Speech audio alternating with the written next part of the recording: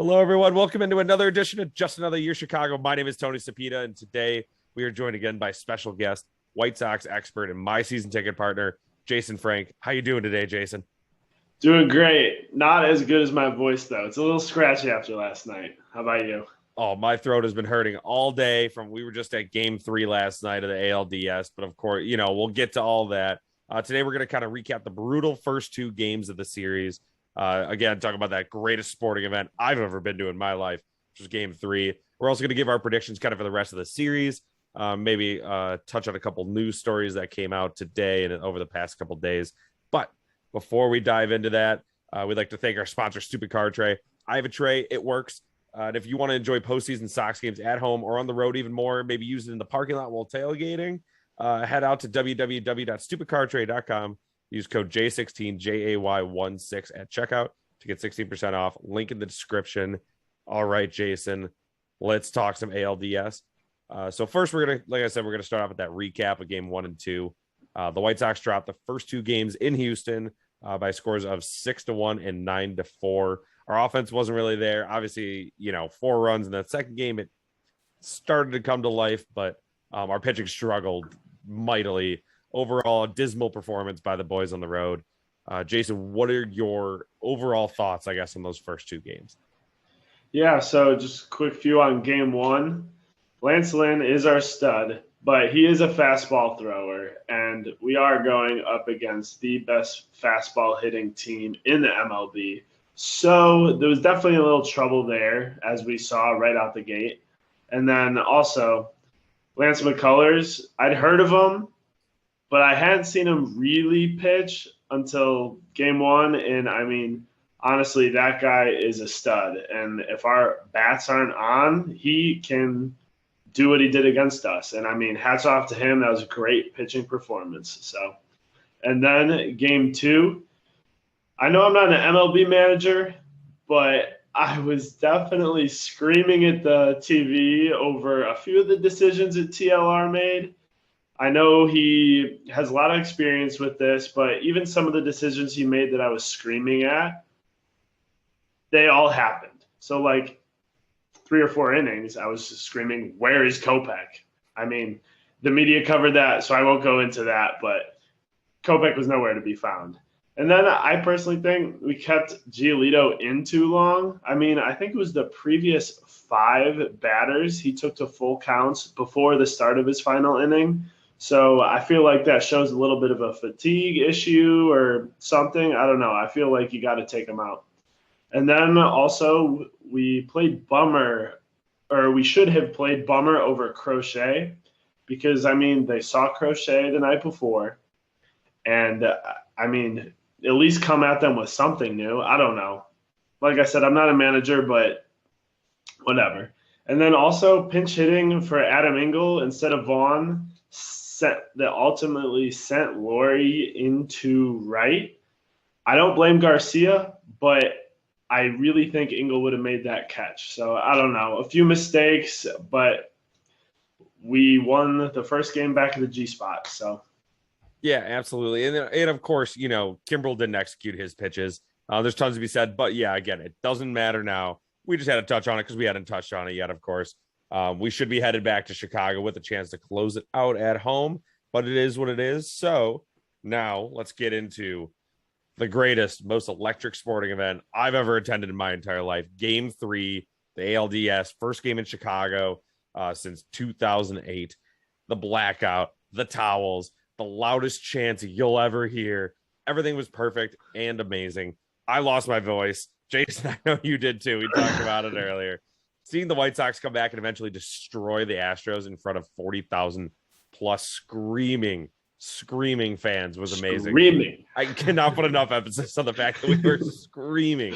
Loudest I've ever heard a stadium anywhere in my life. Also, in my last comment here before I kick it to Jason, I got to apologize to Leury Garcia. I have called him the automatic out. I have called for his head. I've been, not literally, figuratively, I have called for him to be off this team, over and over. And, he proved me wrong, and I'm happy he did. I am glad to say I was wrong. He cemented his place in the White Sox lore tonight.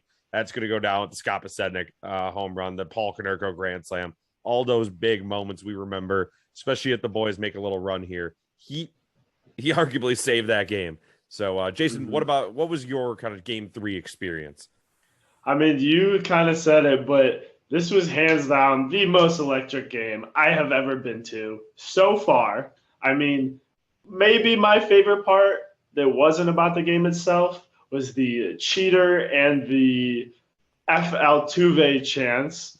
And then, of course, you've got the Yaz and Garcia home runs, the bummer strikeout to end the 7th. I think that was on an F. Altuve chant.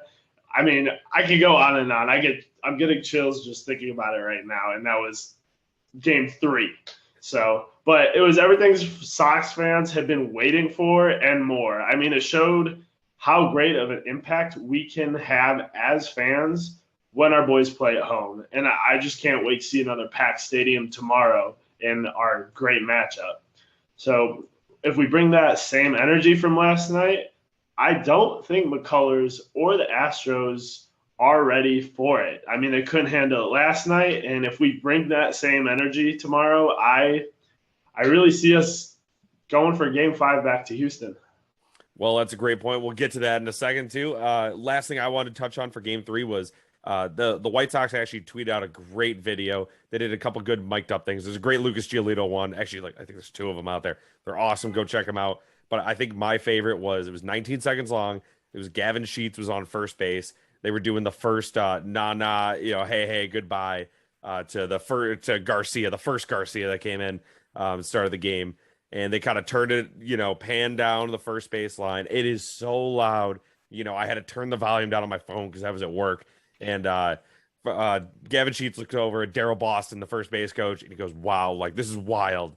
It's crazy." He's looking around. He's it's his first year in the big leagues. He's never seen anything crazy like that. Honestly, I don't think a lot of the Astros have seen something like that. And they played in, multiple World Series, some of them. So that was awesome to see how loud the White Sox faithful can be, represented the city well. I heard, okay, last thing here, Mike Greenberg and all these national hosts were that was the craziest atmosphere I've seen in, definitely this postseason so far that we've seen in a while, especially the first year back with fans. So overall, shout out to you guys, shout out to me, shout out to Jason.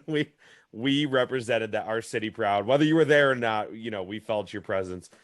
So speaking of, feeling presence and kind of, the boys need to rally around each other. Game 4 tomorrow. If you're watching on Tuesday, then it's today, 1:07 p.m. in Chicago. Last game either of the season in Chicago or last game of the series in Chicago. We'll find out.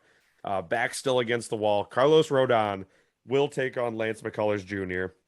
We were kind of surprised by this move. We knew we were going to have to face him either way if we were going to go to 5 games, obviously. I'm personally happy that it's in Chicago, obviously, because, again, if we're going to face him either way, you'd rather have the advantage, which is home field for us, especially, look at our record, blah, blah, blah. But, of course, we're also loud, rambunctious, crazy fans, so it helps out. But by no means am I saying it's going to be easy or that we will win, but it truly is awesome that they kind of gave us this path to the ALCS. If we can knock them out early, I mean, we can. That means we're probably going to win game 4. And if we can get through game 4, I do not know their pitchers well enough to know who's going to start game 5. They've just throw an assortment of bullpen guys. So, Jason, how do you think the White Sox are going to do against Lance McCullers in game 4? Even though we didn't do well the first time we saw him, I am so high on the Sox right now. I think the combination of yesterday's momentum with the bats, that home crowd noise, like I said earlier, I think McCullers just is going to be almost shell-shocked by it. I mean, you had, like you said, national announcers talking about how wild it was. So I see him coming off the mound maybe at most halfway through the 5th. Hopefully we can get a few more on him. I think they're just going to keep him out there as long as they can. And hopefully give the Astros that L. I mean, we had talked about this actually with an Astros fan while we were waiting for the red line to come, which seemed like an eternity. But he had said that all they do is they just put their next bullpen guy out there, give him 20 pitches, and if he doesn't do well, they go on to their next bullpen guy. And, I mean, we saw last night what we can do to that bullpen. So if we can just run Mccullers up on pitches, even if we don't score runs. Obviously, we'd like to get 1, 2, 3 runs, but the dude is really good. So if we can just get that pitch count up, get to the bullpen with enough time to make at least 2 rounds through the order, I think we're sitting good. I mean, that's the most you can ask for with a stud like Mccullers. Yeah, I think that's a great point. And I think the last thing I'll say on this before we kind of get into our final predictions here is he seems like a big game guy. I got to give him that. He seems like cool as a cucumber there. However, it's his first year as the ace of this staff. They've had their Verlanders. They've had their guy back when Greinke was the guy. They've had these guys. But and again, in game 1, he was rock solid. But we get to him early in game 4 here, and again, he knows he's kind of the last line of defense. That could rock his confidence. Then we can maybe that leads to him making a few more mistakes. We get a few more runs, and like you said, once we can get to that bullpen, floodgates open. So we'll see. And with that, we might as well get into our final predictions. Then we can get out of here. So, Jason, I'll let you go first. I don't know what you think this series is going to end up as. It's a total mystery what you're going to pick. So I'll let you go ahead. So tomorrow, 7-4 White Sox.